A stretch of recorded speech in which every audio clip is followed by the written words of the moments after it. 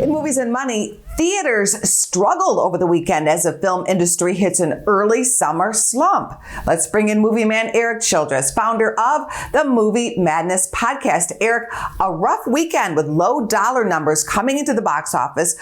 What's going on here? Both fans and those at Warner Brothers are unhappy about the numbers for Furiosa, which fell to second place this past weekend.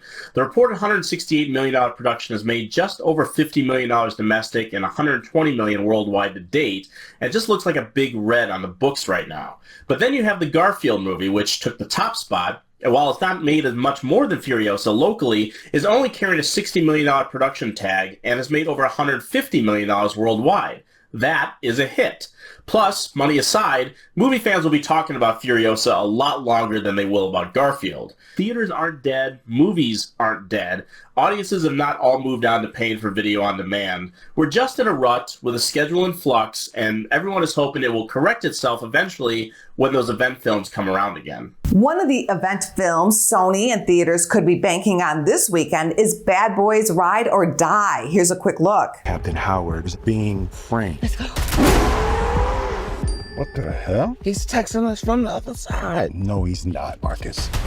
If you're seeing this, I'm probably dead. Erik, I know of fans of the Bad Boys franchise. You're not one of them. You've been critical of this series, but can this film bring in the bucks? Kind of a depressing thought, Angie, given that the series has been mediocre at best, and in the case of the second film, one of the very worst films I've ever been subjected to.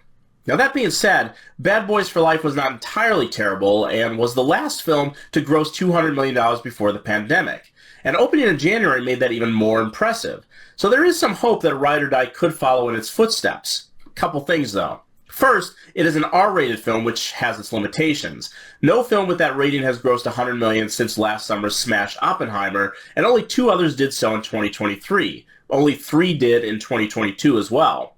Bad Boys could very well be the first to do so this year, given the grosses of the previous 2. However, this is also the first time Will Smith has been back in theaters since the slap heard around the world at the Oscars.